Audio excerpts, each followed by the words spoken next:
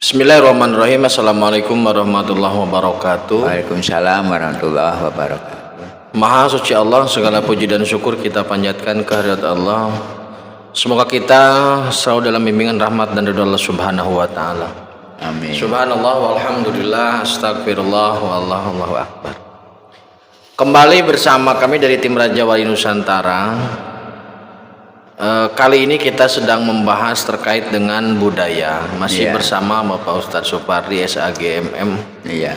Atau Bapak Ustadz Raja Wali. Budaya di masyarakat, terutama di masyarakat Jawa dan juga budaya-budaya lain di Nusantara, oleh sebagian orang diindikasi bergeser ke ranah bidah atau bahkan syirik. Iya, syirik. Jadi ada semacam pelebelan lah bahwa budaya-budaya itu merusak akidah atau merusak tauhid. Iya. Salah satu atau di antara sekian budaya itu yang sangat populer adalah grebek maulid. Ya, momentumnya saat ini grebek maulid di bulan Rabiul Awal. Grebek maulid ini memang difasilitasi oleh kerajaan waktu itu difasilitasi oleh kerajaan. Nah, kita akan membahas terkait grebek maulid yang asal usulnya bagaimana, kemudian hubungan antara grebek maulid dengan sebagai budaya dengan tauhid bagaimana. Jadi di situ kita akan berbicaranya. Untuk mengawali silakan Pak Ustadz. Bismillahirrahmanirrahim. Assalamualaikum warahmatullahi wabarakatuh. Alhamdulillahirabbil alamin. Kita bersyukur pada Allah Subhanahu wa taala, keberkahan keselamatan buat kita semua. Saudaraku, bahwa agama ini adalah agen perubahan. Yang tatarannya ada qot'i dan doni. Ada yang pasti dan ada yang selalu berubah. Fleksibel. Nah, yang qot'i yang pasti itu tauhid dan ibadah. Yang doni yang berubah itu adalah tataran sosiologi, sosial, kemasyarakatan, budaya. Nah, bahwa grebek maulid ini dulu kan memang disponsori oleh Sultan Agung Hanyokrokusumo dari Mataram. Tapi kalau sahadaten itu memang dari zaman Demak sudah ada. Karena sebenarnya dia menggunakan gamelan sebagai untuk mengarahkan orang ke sisi tauhid.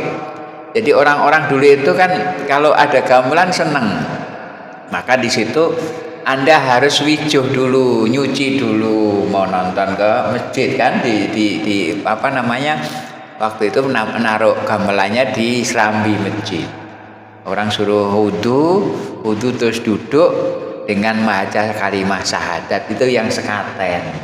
Nah, jadi sekaten itu syahadatain dalam lidah Jawa. Dalam lidah Jawa di sekaten. Maka dakwahnya Kanjeng Sunan kali ini banyak yang protes memang. Jadi banyak yang protes, terutama yang kelompok-kelompok Arab itu kan selalu, ini nanti akan membahayakan karena lidah itu akan nanti kesononya ke bawah-bawah gitu ya. Tapi ternyata dulu zaman Kanjeng Nabi itu Quran itu gampang menyerap dengan dialek yang berbeda gitu kan. Jadi dialektika itu dipersilahkan. Zaman Utsman itu zaman Nabi. Nah, kemudian seiring dengan perjalanan kemudian Abu Bakar Umar, itu masih ada dialek, kemudian ada kisruh di zaman Utsman. Maka di situ ada di Utsman untuk membukukan Quran. Nah, zaman Abu Bakar sudah dibukukan, kemudian ditulis ulang dengan zaman Utsman dengan ras Utsmani. Dialeknya ras Utsmani itu dia pakai gaya tulis ras Utsmani, kemudian dialeknya ke Quraisy, arahkan ke Quraisy, ila fi Quraisy, itu kan di situ. Nah, itu sehingga menjadi induk dari semua sekarang ini. Nah, di Jawa itu sekaten, sahadaten itu sekarang sudah menjadi gamelan mengiringi agama dalam dakwahnya. Nah, maka disempurnakan oleh cucunya, generasi selanjutnya yaitu Sultan Agung Hanyokrokusumo, dia mengambil inisiatif bahwa bulan Maulid, bulan-bulan Hijriah itu diganti dengan dialeknya Jawa. Jawa diserap. Suro, Sapar, Mulut, Bada Mulut, Jumatil Awal, Jumakhir, Jepruwah, Poso, Bodo, Selo, Besar. Nah, padahal dalam bahasa Arabnya kan Muharram, Suro Muharram, Safar, Rabiul Awal, Rabiul Tsani, Jumatil Awal, Jumatil Tsani. Nah, kan itu ya. Nah, itulah sehingga menjadi kasanah mudahnya menyerap budaya itu, tapi di sisi kontrolnya tauhid dan ibadah. Nah, jadi kalau bid'ah itu Kang, itu pasti terjadi kebid'ahan Karena budaya dan seiring dengan teknologi. Dulu zaman Nabi naik ke unta ke Mekah dari Madinah. Nah sekarang di Madinah ke Mekah aja naik bis, ada yang naik pesawat. Nah itu kan perubahan. Yang notabene untanya sudah nggak bisa kuat bawa lagi karena banyaknya orang. Rasul juga tawaf pakai unta, pakai unta, pakai kuda. Kenapa? Karena zaman itu masih nggak sebanyak sekarang. Sekarang kalau buat ditahan ini sekarang tahan 60.000 aja coba sehari. Pakai unta semua. Kalau pakai ini udah semua kan bingung. Nah, dan juga sudah nggak kayak sekarang. Jadi untuk bid'ah ini tetap bid'ah hasanah. Jadi sebuah perubahan karena tidak ada merubah tauhid dan ibadah. Itu. Nah, sekaten Ustaz ya. Sekarang kan sejak Mataram itu kemudian difasilitasi oleh negara sebagai bentuk atau sebagai strategi dalam pembumian Islam di Jawa. Betul. Salah satunya dengan nama-nama bulan, kemudian semua diseiringkan dengan kemampuan warga atau orang Jawa. Nah di masyarakat sendiri ketika umpamanya ada tumpengan yang besar itu yang ada hasil bumi, ada hasil bumi, gerebek maulidnya. Nah itu kan ada keyakinan ini ketika umpamanya bukan tumpengan, apa sih namanya yang besar itu? Ya itu namanya? Ya tumpeng besar lah. Iya itu isinya ada hasil bumi, hasil ladang, ada cabai, ada tomat. Yang itu yang namanya digerebek itu sebenarnya makna gerebek itu. Sambil diiring juga senjata-senjata dari kerajaan dipamerkan gitu loh. Jadi sebenarnya itu bagian dari dulu itu unjuk kemampuan. Nah kemudian ditambah dengan syukur hasil bumi dengan gerebeknya maulidnya. Nah segini Ustaz, itu kan hasil bumi ya. Katakanlah seseorang dapat 2 buncis atau 2 cabai kan itu rame banget ya dapat. Kan senang minta ampun. Ada yang dapat tomat, ada yang dapat kacang panjang gitu. Nah di situ kemudian dibawa pulang, itu nggak dimakan, nggak dikonsumsi, tapi kemudian beberapa cerita dari inilah. Itu biasanya ditanam lagi di sawah. Maksudnya ditanam itu dalam pengertian dikubur aja di sawah untuk mengalap berkahnya. Nah itu di aspek itu ada masalah nggak Bos? Sebenarnya aspek penghormatan ada simbol. Nah jadi penghormatan kepada simbolik dan kita mengakui bahwa itu adalah nikmat yang Allah berikan kepada seorang hamba petani. Maka saat itu syukur nikmat dengan menghargai dan menghormati hasil bumi. Simbolnya. Kena ngalah berkah karena apa? Biar regenerasinya, siklusnya jadi lebih baik lagi. Karena kalau kita syukur nikmat kan ditambah. La in syakartum la azidanakum itu. Karena kalau buncis 2 dimasak juga nggak ada nilainya ya. Nggak ada nilainya dan buncis yang selain digerebek kan banyak di pasar. Nah, jadi momentum ini orang-orang dijadikan satu peringatan itu untuk mengingatkan atas kebesaran Allah dan nikmat yang Allah berikan gitu loh. Jadi di sini ada itu yang gerebeknya sekarang yang pamer bukan pamer arak-arakan senjata. Jadi ada yang tidak fair begini, Pak Ustadz. Ketika seseorang mengkoleksi pistol atau senapan seperti hanya umpamanya di Jerman lah atau di beberapa negara perang dunia itu kan dia masih ada kendaraannya. Itu diarak juga di konvoi. Itu tidak masalah. Orang punya pistol, punya senjata dianggap biasa, tidak ada masalah. Punya handphone tidak ada masalah. Nah, punya keris nih, ini kan punya keris, kemudian diarak, diagung-agungkan, selalu ditembak dari si tauhid itu musyrik gitu loh, Ustaz. Nah, sebenarnya kalau itu kalau bid'ahnya bener, karena Nabi nggak punya keris ya. Nah, tapi kalau musyriknya nggak bener, nggak benernya apa?